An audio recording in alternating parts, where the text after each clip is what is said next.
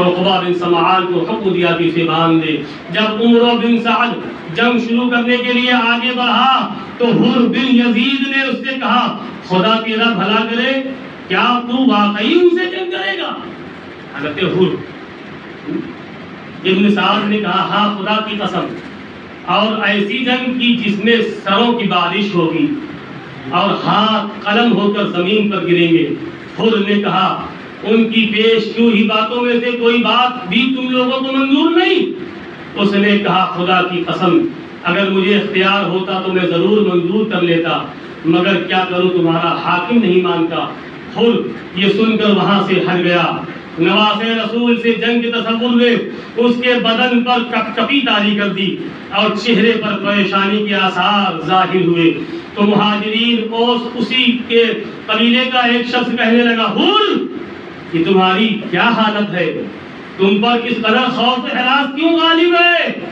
مجھ سے تو جب پوچھا جاتا کہ کوفے میں سب سے زیادہ بہادر کون ہے تو میں تمہارے سوا کسی کا نام نہ لیتا، مگر اس وقت تمہاری عجیب حالت دیکھ رہا ہوں، آخر اس کی وجہ کیا ہے؟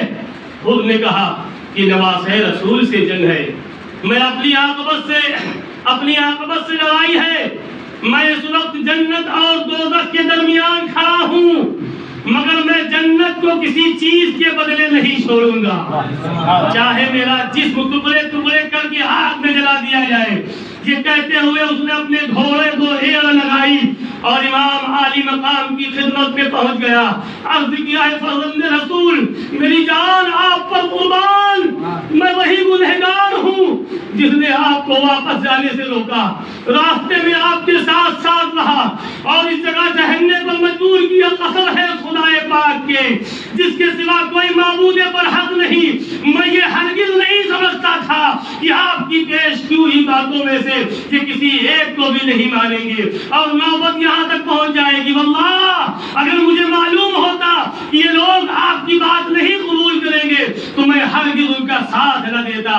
اب میں آپ کے کیے پر شرمندہ ہوں اور خدا تعالیٰ کی بارگاہ میں توبہ کرتا ہوں اور اپنی جان آپ کے قدموں پر قربان کرنے کے لیے حاضر ہوں۔ کیا اس طرح میری توبہ قبول ہو جائے گی؟ امام نے فرمایا ہاں اللہ تعالیٰ تمہاری توبہ قبول فرمائے گا اور تمہیں بخش دے گا، مبارک ہو انشاءاللہ۔ تم دنیا اور آخرت میں حر کے معنی آزاد کے ہوتے ہیں، تم دنیا اور آخرت میں ہو، دنیا میں بھی آزاد ہو اور انشاءاللہ آخرت میں بھی آزاد ہو۔ گھوڑے سے اترو۔ عرض کیا آپ کی مدد کے لیے میرا گھوڑے پر رہنا اترنے سے بہتر ہے، اب میں آخری وقت ہی میں شہید ہو کر کے گھوڑے سے اتروں گا۔ حضرت نے فرمایا اچھا جو تمہارا جی چاہے وہی کرو، خدا تعالیٰ تم پر رحم فرمائے۔ حضرت امام علی جدہ و علیہ السلام نے خطاب فرمانے کے بعد حر فوراً میدان میں آ گیا اور پہلے ملائم الفاظ میں کوفیوں سے کہا اے لوگوں، حسین تین باتیں جو پیش کرتے ہیں ان میں سے کسی ایک کو تم کیوں نہیں منظور کر لیتے تاکہ خدا تعالیٰ تم کو ان کے ساتھ جنگ میں مبتلا ہونے سے بچا لے۔ کوفیوں نے کہا ہمارے سپہ سالار عمر بن سعد موجود ہیں، ان سے بات کرو۔ ابن سعد نے کہا اگر مجھے اختیار ہوتا تو میں ضرور منظور کر لیتا۔ یہ سن کر خود کو غصہ آیا اور کہا اے کوفہ والو، خدا تعالیٰ تم کو غارت کرے، تم نے نواز رسول کو بلایا اور جب وہ آ گئے تو تم نے انہیں دشمن کے حوالے کر دیا۔ تم کہتے تھے کہ ہم ان پر اپنی جان قربان کریں گے اور اب قتل کے لیے انہیں پر حملہ کر رہے ہو۔ ان کو تم نے گرفتار کر لیا، چاروں جانب سے ان کو گھیر لیا، تم نے ان کو خدا کی لمبی چوڑی زمین میں جدھر امن کا راستہ پائے ادھر جانے سے روک دیا اور اب وہ تمہارے ہاتھ میں قیدی کی طرح ہو گئے ہیں۔ تم نے ان کو، ان کے اہل حرم کو، ان کے بچوں کو، ان کے ساتھیوں کو دریائے فرات کے بہتے ہوئے پانی سے روک دیا جسے یہودی، نصرانی، مجوسی تک پیتے ہیں، بلکہ کتے اور سور بھی اس میں لوٹتے ہیں، مگر اسی پانی کے لیے حسین اور ان کے اہل عیال تڑپ رہے ہیں۔ تم نے رسول اکرم صلی اللہ تعالی علیہ وسلم کے بعد ان کی اولاد کے ساتھ کیسا برا سلوک کیا ہے۔ اگر آج تم ابھی اسی دم توبہ نہیں کرو